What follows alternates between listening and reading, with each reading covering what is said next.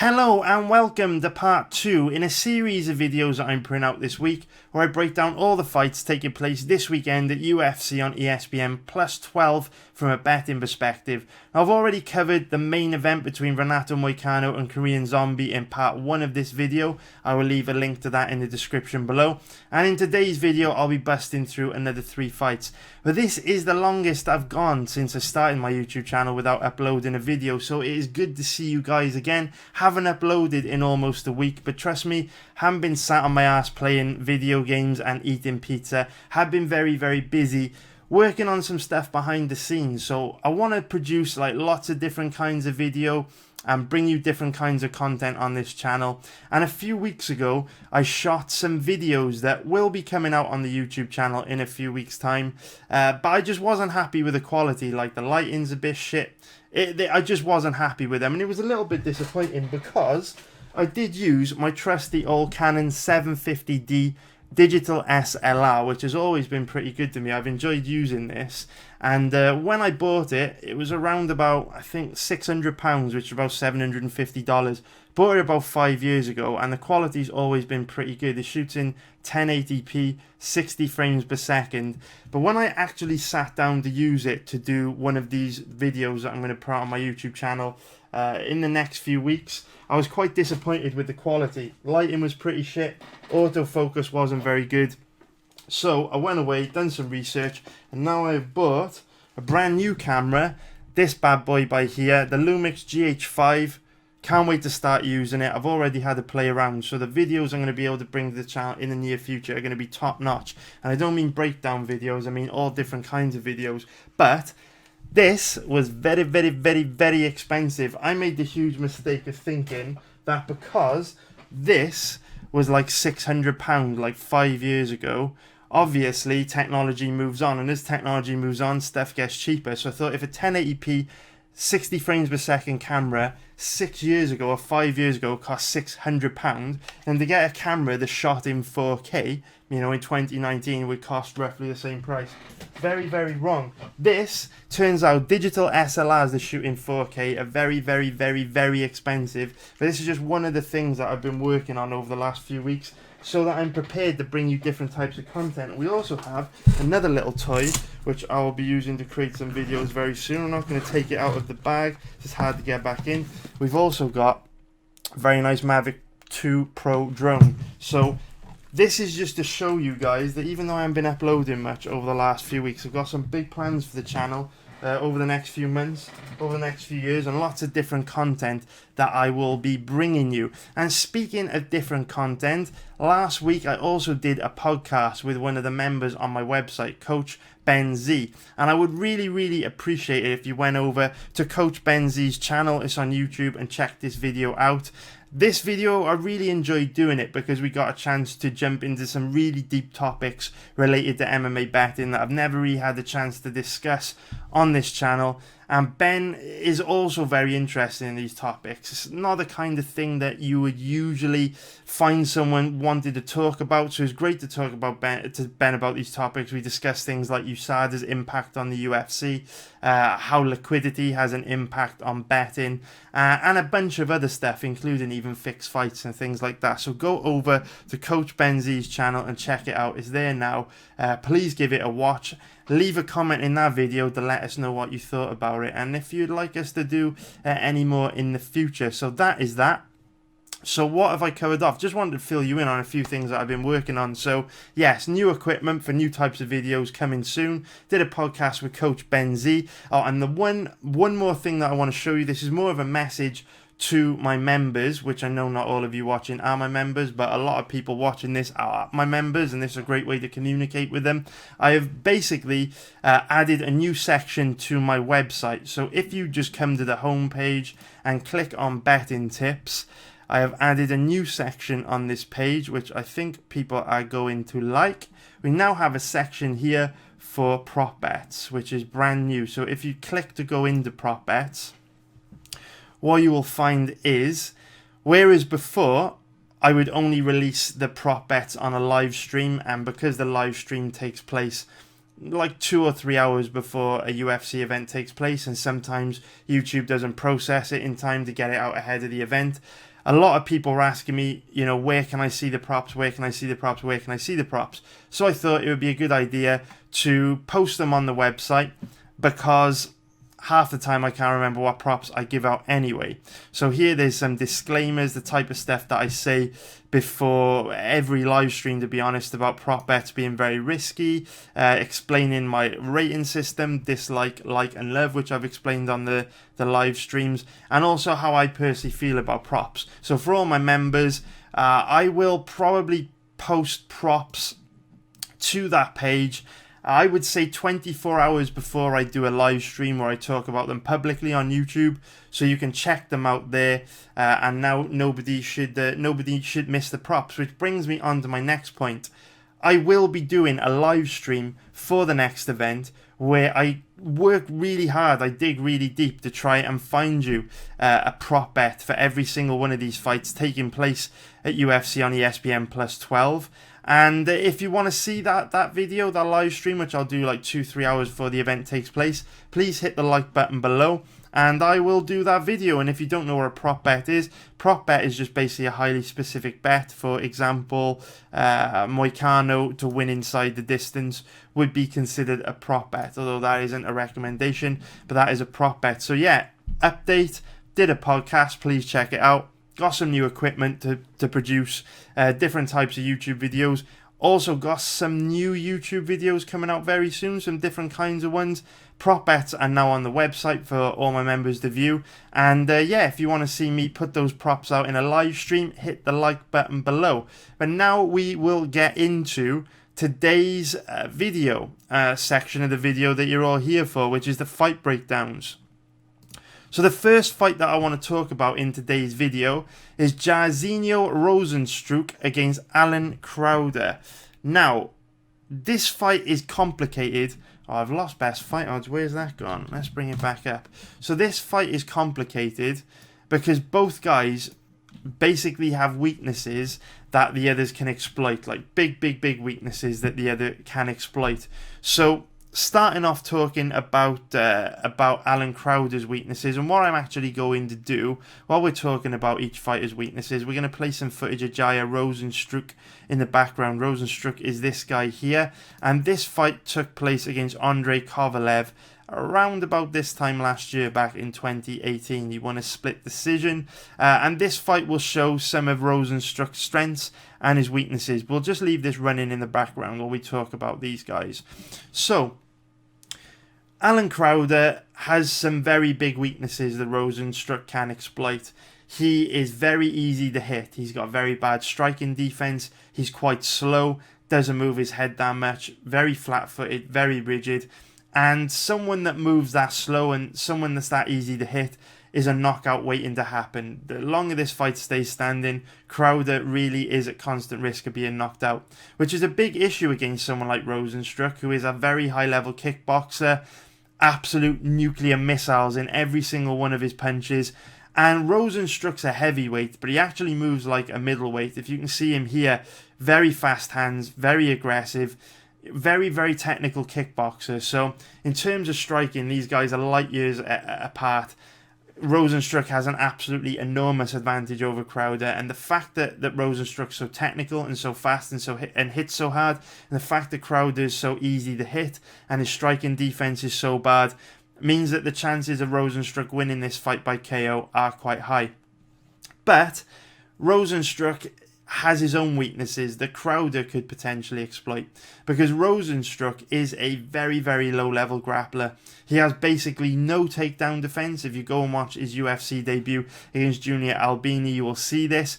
Basically no takedown defense, and when he is on the ground, he's not even white belt level. This guy has absolutely no ground game. He's extremely low level on the ground. So you can see here, very technical striker, very aggressive striker, and very fast for a heavyweight. But if we skip ahead a bit further on into the matchup, into the second round, we can start to see a little bit of his weaknesses when it comes to grappling being tested by his opponent, Andrei Kovalev.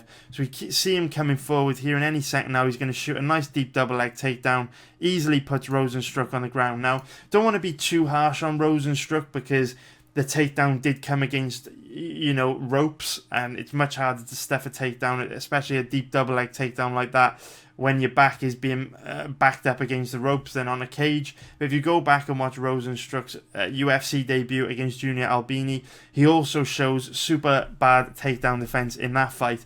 And the most concerning thing about Rozenstruick's overall grappling is just how low level he looks on the ground. And we can see here, Kovalev's just inside control, dominating from top position.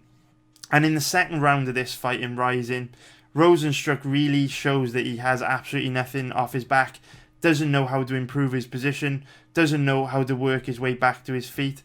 And any fighter with any level of grappling would just be able to step over into half guard, beat Rozenstruick up from top position, or start working for submission and causing big problems on the ground.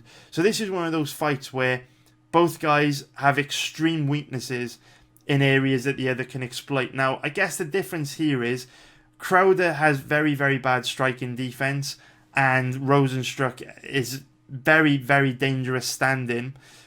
And even though Rozenstruick has bad takedown defense and a low-level ground game, Crowder's offensive wrestling's not great. So I guess what I'm trying to say is Rozenstruick is better equipped to exploit Crowder's weaknesses than Crowder is equipped to exploit Rozenstruick's weaknesses. But we have seen Crowder get a few of his past opponents down in the past, in his fight against Don Tale Mayes in Dana White's Contender Series. He actually won by ground and pound. So, he does have some level of ground game, not a particularly strong wrestler, not a particularly strong grappler. But here you can see Rozenstruick is just so weak off his back, just not able to explode back to his feet, not able to improve his position, and just kind of hangs on and tries to defend himself in the hope that the referee will stand him up, or in the hope that he can make it to the end of the round. So that is basically what Rozenstruick brings to the table. So from a betting perspective, this fight is a very, very complicated fight for betting, a difficult fight for betting, because if we look at the current odds, we can see that Rozenstruick is currently around about, call it an average of 1.44, which is minus 227, for an implied probability of 69%. So based on what I've just shown you, I don't need to tell you that that's ludicrous. There's no way that Rozenstruick should be capped as a 70% favourite in this fight. There's no way he should be a 70% favourite over anyone in the UFC's heavyweight division, because his takedown defence is very poor and his ground game is non-existent. And then if you look at the odds on Crowder, he's currently around about, call it an average of 2.75 for an implied probability of 36%. Now, the way I look at fighters like this is I'm not opposed to betting on underdogs with a long shot of winning, but in order to take a gamble on a fighter with an implied probability of 36%, I've got to give them roughly a 50% chance of winning, because I like to get a very, very decent margin over the bookies when there's a lot of risk on the table. And with Crowder having such bad striking defense, there's definitely a lot of risk here, and I just can't get to the number of 50%. I think it's fair to cap him at 40%, but I would only give us a 4% margin over the bookie, so there's just no value there for me. Odds of 2.75 plus 175, I'd recommend passing. And the reason I lean 60-40 slightly in favour of Rozenstruick is quite simply because Crowder's striking defence is extremely bad. He's so hittable. Each round and each fight starts standing, and Crowder's not the best offensive wrestler. So, it could be quite possible that Rozenstruick catches him with something big as Crowder is on his way in to try and get a takedown, and then just basically gets turned into a panic wrestler because he doesn't have that high level wrestling to change levels, getting deep on Rozenstruick's hips and take him down. Most of Crowder's takedowns tend to come from when he's driven opponents into the clinch and he's started working for a takedown against the clinch, and he might not be able to get close enough to Rozenstruick to do that without getting knocked out, because Rozenstruick, like I say, is very fast, hits very hard, and Crowder walks forward in straight lines with his chin up high and exposed, and his striking striking defense is bad. So I've no interest in betting on either of these guys. They are chaos. They are not trustworthy. They're not the type of fighters I would recommend betting because anything can happen. Both guys have serious weaknesses, serious deficiencies. So yeah, definitely would pass on that fight, but let me know what you think in the comments below. Now we move on to the next fight between Alessio Di Chirico and Kevin Holland. Now, this is one of those fights where Di Chirico was one of the first names that jumped out at me when I started researching this fight. I thought he might have been a potentially good bet because of Kevin Holland's tendency to give up weak takedowns and spend a lot of time on his back. But after researching this fight, I can tell you that the matchup is just absolute chaos. Similar to the last fight that we spoke about between Rozenstruick and Crowder. I mean, these are just not fighters that you can trust with your money in any capacity because they both got huge holes that, again, their opponent could potentially exploit. Although it's different to how Crowder and Rozenstruick could exploit their opponent's weaknesses, because after researching this fight, there's no doubt in my mind that Kevin Holland is better than Alessio Di Chirico in every single aspect of MMA. If the fight stays standing, he's significantly better than Chirico. He's more technical, throws a wider range of strikes. Just a more experienced striker, a more well-rounded striker. Just better overall. You know, Alessio Di Chirico is one of these guys that's okay at everything but not great at anything. He's kind of like a wrestle boxer, doesn't really carry too much power in his hands. He's quite predictable, quite slow, and quite sloppy, and as the fight progresses he gets even sloppier. So if Kevin Holland fights smart, keeps the fight standing, should be able to pick Di Chirico apart, no problem. The issue with Holland though is that, like I said, if it stays standing, if Holland fights smart and keeps it standing, he should win easily. Problem with Holland is he never fights smart, and for whatever reason he always makes life difficult for himself, and he always makes fights closer than they need to be. So you'll often see Holland give up weak takedowns. You'll often see Holland, when he's on the ground, choose to fight off his back for way too long and give his opponents a lot of top control time while he tries to catch them in these long shot submissions. And that gives valuable minutes of scoring to his opponent, who is often in top position. He also, even when in dominant positions like top position, will quite frequently give up top position, shooting for long shot submissions again, which is a very, very bad idea. So Kevin Holland is just one of these guys that is not trustworthy at all. But he does have a decent level ground game, just like he's quite a technical striker when he applies himself and he fights smart. He is quite a technical grappler as well when he fights smart. It's just that he's just total chaos and he never fights smart. You know, in terms of skills, skill for skill, he's significantly better than Di Chirico everywhere. You know, Di Chirico is a very low level on the ground. If Kevin Holland really fought to his full potential, favoured position over submission and fought smart, he could dominate Di Chirico on the ground, no doubt about it. But you can never trust him because of how happy he is to fight off his back, how frequently he gives up easy takedowns, and how frequently he gives up position. So Holland, one of those guys, is better everywhere. That is reflected in the odds. Currently around about a 1.44 favourite, which is a minus 227 favourite for an implied probability of 69%. And just like Rozenstruick, Kevin Holland is not the kind of guy that you can bet as a favourite because he's got bad fight IQ, puts himself in losing positions, and he's just total chaos. Now, I said Di Chirico was one of the first names that jumped out at me, and his current odds are an average of around about 2.80, which is plus 180 for an implied probability of 36%. And again, I just feel exactly the same as I do about Di Chirico as I do about Alan Crowder in the last fight that I spoke about. You know, in order for me to bet on a fighter that I don't favour, in terms of I believe Kevin Holland is more likely to win, I'm not opposed to betting on a guy I think is less likely to win if the odds are favourable and if the risk, if the reward is worth the risk. But my problem with bets like this is I like to bet on a fighter that I don't think will win if there's a chance they could win based on merit and a chance they could win just by being the better fighter on the night. And I think that in order for Di Chirico to win, Kevin Holland would have to fight them, make some big mistakes, give up rounds through giving up cheap takedowns and stuff like that, and basically just implode and beat himself. Now, because of the kind of guy Holland is, it's very likely he does implode and beat himself. But if he shows up and performs to his full potential, he wins easily. And for that reason, I have no interest in betting the Chirico. And I hope that makes sense. I like to bet on guys that can win based on merit, not based on what their opponent may or may not do. So the Chirico is a pass for me, and there's no way that I can touch Kevin Holland at those odds. So now we move on to the final fight that I want to talk about in today's video, which is going to be Andrea KGB Lee and Montana De La Rosa. Now, the reason why I picked these three fights to include in today's video is because all three fights from a betting perspective are total chaos. So I thought I will group them together, get all the chaos fights out the way, and then we can maybe move on to the fights where you can get stronger reads on how things might play out in parts 3 and 4. But Andrea Lee and Montana De La Rosa, again, are two fighters with huge weaknesses that their opponent can exploit.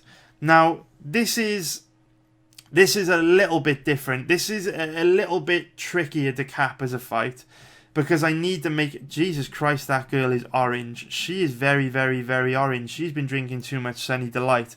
Just noticed that, but yeah, she's orange, man. Very orange. Yeah, there's a lot of oranges on her skin. But anyway, back on track. The fight between Andrea Lee and Montana De La Rosa is a tough fight to cap, because both girls are making big improvements from fight to fight. Andrea Lee was one of these girls that was, losing fights that she should have been winning, even though she's technically very good everywhere, and kind of just chaos with bad fight IQ. One of these women's MMA fighters that gives up position frequently, gives up easy takedowns, and enables her opponents to steal rounds. Just a fighter who should have been doing better than she was. If we look back at her record, she's lost a couple. She's got involved in a couple split decisions, lost to some girls she shouldn't have lost to. But after some personal issues with her other half, she decided to move camps and train with crazy Tim Credeur. And since then, in her last fight against Ashley Evans Smith, she looked a hell of a lot better. She fought more intelligently, favoured position over submission more, took less risks, and generally looked like a much more solid fighter. So I am optimistic that Andrea Lee is going to be able to really do some big things in the UFC's flyweight division. I'm quite optimistic for her future, because Tim Credeur, if you don't know, is the guy who basically helped Dustin Poirier. He was Dustin Poirier's head coach in Dustin's early stage of his career before he moved to ATT. And Credeur is an absolutely brilliant coach. So now that Andrea Lee's training under Credeur instead of these small gyms with low-level coaches, I'm optimistic that she'll start to make even bigger improvements from fight to fight. When you take a fighter, a really raw fighter like Andrea Lee, who's very skilled in all areas, but just makes critical mistakes at bad times, like instead of, cruising in top position to put her stamp on a round, she'll go for a long shot submission and end up on the bottom and then lose a round. When she then would go and work with a really intelligent top-level coach like Tim Credeur, he'll tighten up all these weaknesses, and she'll just become a way, way better fighter, way more solid fighter, way more intelligent fighter. But we also can't ignore the fact that Montana De La Rosa's only 24 years old, and she is also making massive improvements from fight to fight. So it is important to make it very clear before I go into talking about this fight that everything I say in relation to this matchup should have an asterisk next to it, because both these girls are making big improvements from fight to fight. They're both on a journey of continual self-improvement, and as I keep saying all the time, there is no right or wrong in MMA betting, because there are multiple different ways every single fight that we talk about can play out, and there's no way to know what scenario is going to play out on any given night. All we can do is put our money in the strongest position possible with all the information available and hope for the best. And one of the reasons why it's very difficult to be right or wrong about a fight is because we can never quantify information that we're not aware of. So we have no idea how much Andrea Lee and De La Rosa have improved going into this matchup. It's very difficult to measure, therefore it's difficult to talk with absolute certainty how this fight's going to play out, and therefore it's hard to put an accurate percentage on capping what chance either girl has of winning.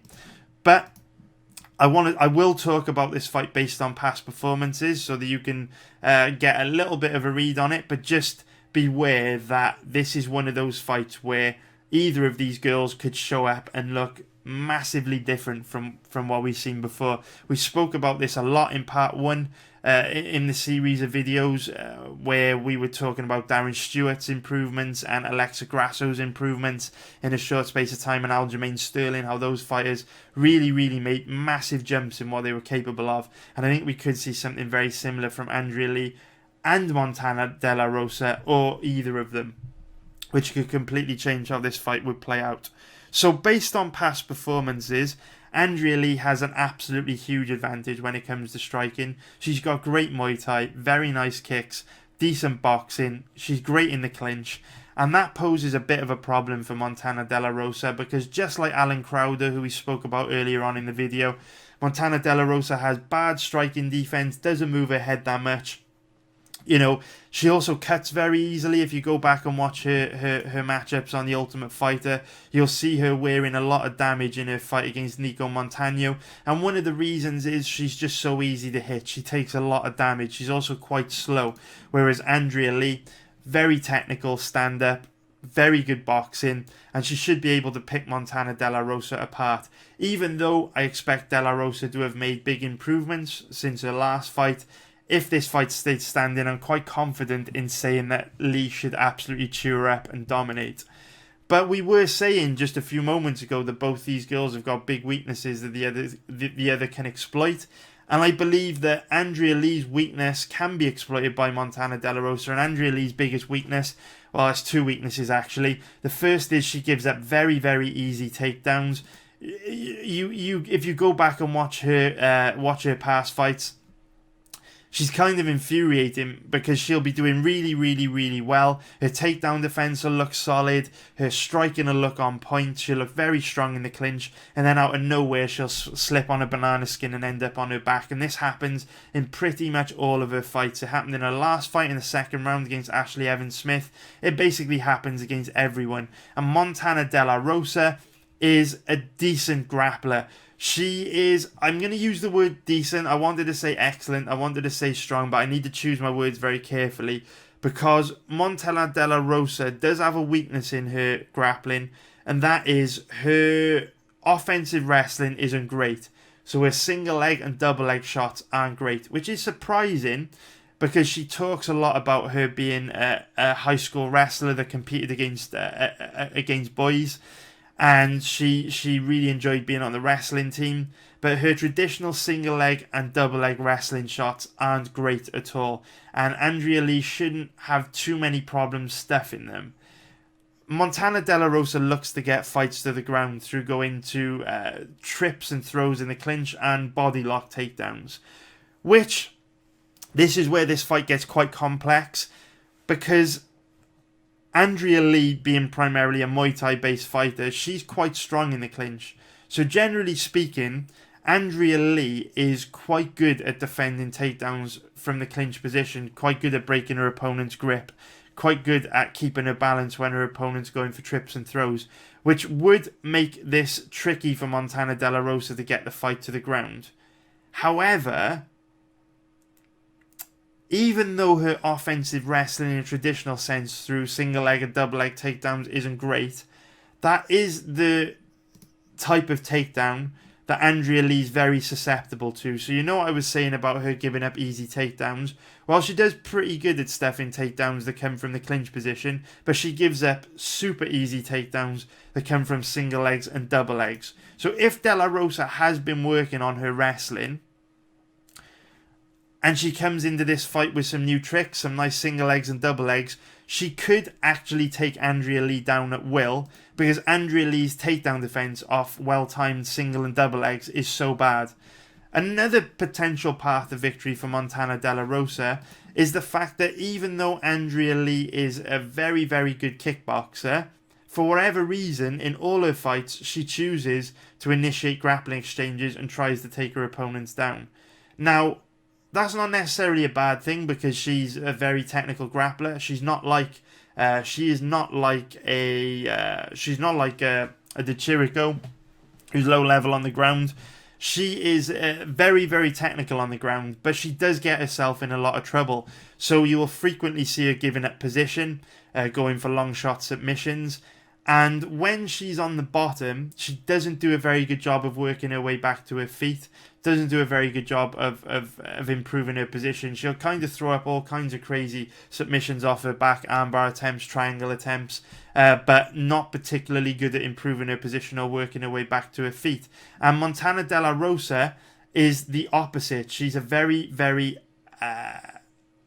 very solid MMA grappler that understands the importance of putting position over submission. And if De La Rosa does attack with a submission, she does one of three things. She either is pretty damn sure she's going to get the submission, she is either going to go for a submission late in a round when she's already won the round, had a good period of top control, and ending up on the bottom with 20 or 30 seconds left to go isn't going to cost her the round.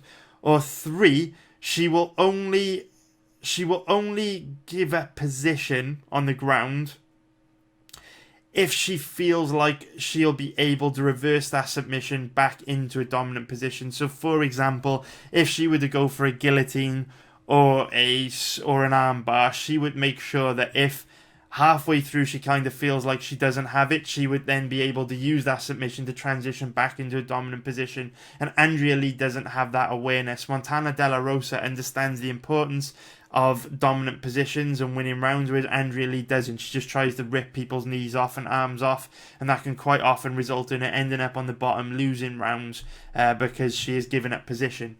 So that is that fight. There's a lot to unpack and it's quite complicated. If we look at the odds, let's see if there are any betting opportunities. So the current odds on Andrea Lee are around about 1.44, which I was a little bit surprised at, which is minus 227 for an implied probability of 69%. So, I've already said it twice on this video with Rozenstruick and Kevin Holland.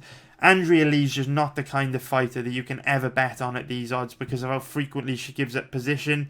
She can get herself into a lot of trouble on the ground. Montana De La Rosa's a talented MMA grappler with a heavy top game. There's no way that I would touch Andrea Lee at these odds because in order to get any value here, you've got to cap Andrea Lee at around about a 75% chance of winning, which you just can't do because her fight IQ just isn't there. Her MMA grappling IQ just isn't there. She gets herself into too much trouble.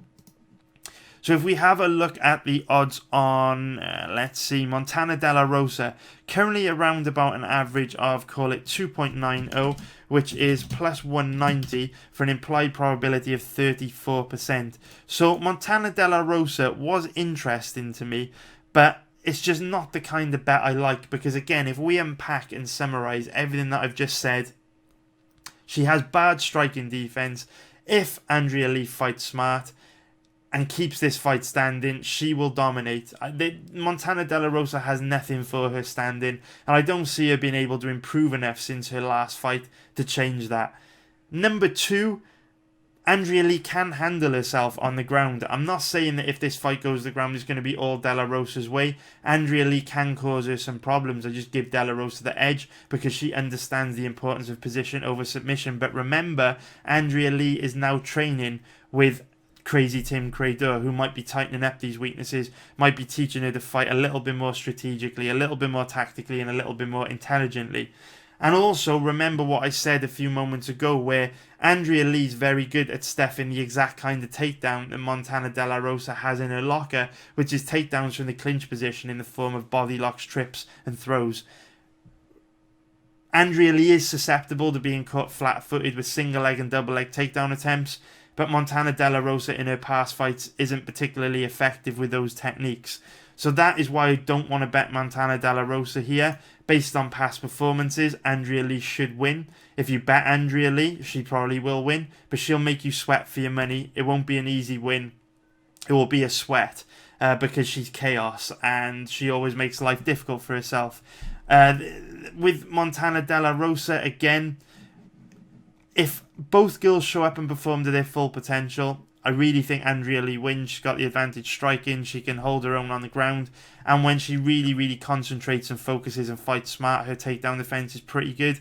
And Montana De La Rosa's offensive wrestling isn't great. So I can't get to giving Montana De La Rosa a 50% chance of winning this fight. So even though, you know, I do cap this at 60-40 in favour of Lee, there probably is a little bit of value on De La Rosa at her current odds. It's just not the kind of bet I like. It's too risky. I want a much stronger position than this to put my money. So it is a pass from me. So I hope you enjoyed today's video, guys. We'll be back very soon with part 3. Remember, if you want the live stream where I hunt for a decent value prop bet for every single one of these fights taking place this weekend, please hit the like button below. And if every video that I put out gets 300 likes this week, I will do the live stream 2 or 3 hours before UFC on ESPN Plus 12 takes place. But that is it for today's video. Thanks for watching. Please subscribe. Check out my podcast with Coach Benzi, and I will see you very soon. Too many thoughts on my mind, I can't sleep at night, so I just keep writing. I don't need no help, I don't need opinions, so don't waste my time then.